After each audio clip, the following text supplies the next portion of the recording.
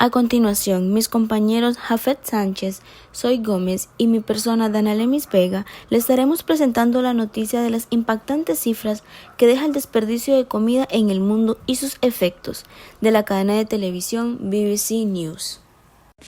¿De dónde provienen los alimentos desechados? Según los resultados del estudio liderado por la ONU, la mayor parte del desperdicio de alimentos, equivalente a un 61%, proviene de los hogares. Luego, un 26% pertenece al rubro de servicio de alimentos, por ejemplo, de restaurantes, hoteles o establecimientos educacionales. Y finalmente, un 13% proviene del comercio, como supermercados o pequeños almacenes.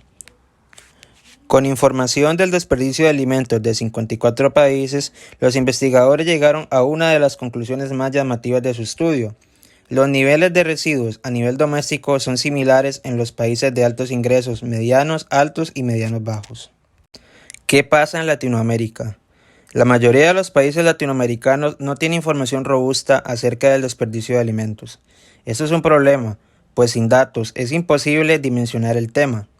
Los investigadores lograron reunir información de 7 diferentes puntos geográficos, pertenecientes solo a 4 países de Sudamérica: Belice, Brasil, México y Colombia. De acuerdo con los resultados, Belice desperdicia 53 kilos por persona al año, mientras que Brasil fueron 60, en México 94 y en Colombia 70. Los resultados en América Latina sugieren que existe una cantidad sustancial de desperdicio de alimentos provenientes especialmente de los hogares. El continente tiene todavía un largo camino para abordar el problema, pues debe entender lo que está sucediendo en sus fronteras para tomar acciones. Esas fueron las palabras del experto Tom Quested en cuanto al tema. ¿Cuáles son los efectos del desperdicio de comida en el mundo? Al desperdiciar los alimentos, automáticamente crea un fuerte impacto en lo económico, social y por supuesto en lo medioambiental. La responsabilidad del desperdicio de alimentos en el cambio climático se mide sumando el proceso completo que hay detrás de un determinado producto. Un ejemplo claro es la carne, la cual necesita una tremenda cadena de producción y procesamientos antes de llegar a la boca del consumidor. Según datos de la FAO, en el 2019, 690 millones de personas pasaron hambre, cifras que en el 2020 aumentaron a raíz de la pandemia mundial. ¿Cómo podemos reducir el desperdicio de alimentos? Comprando de manera planificada, verificando la fecha del vencimiento y manteniendo el refrigerador a la temperatura adecuada para que así nuestros alimentos se mantengan en conservación. A pesar de la magnitud del problema, pareciera que la mayoría de los gobiernos y autoridades políticas en el mundo no son conscientes de las consecuencias del desperdicio de alimentos. En América Latina, por ejemplo, está lejos de ser un tema relevante en la agenda política de los países de la región, y eso se refleja en que ni siquiera tienen un registro confiable de sus desechos. Lo mismo sucede a escala global.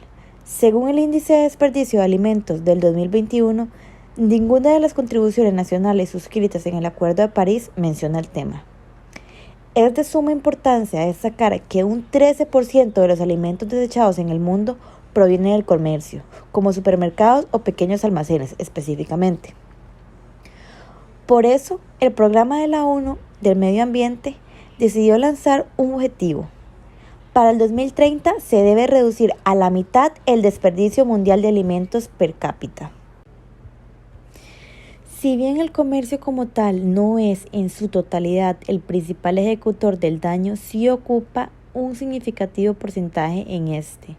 Es importante mencionar que el abastecimiento en grandes cantidades y la sobreproducción son en ocasiones los principales factores que han contribuido al crecimiento de tan alarmante problemática. Cada día en cada supermercado, restaurante, cadenas de comidas rápidas e incluso en los hogares está presente, y es de suma importancia generar conciencia sobre el asunto. Inger Andersen, directora ejecutiva del Programa de Naciones Unidas para el Medio Ambiente, señaló: si queremos tomarnos en serio la lucha contra el cambio climático, la pérdida de la biodiversidad y la contaminación, las empresas, los gobiernos y los ciudadanos de todo el mundo deben hacer de su parte para reducir el desperdicio de alimentos.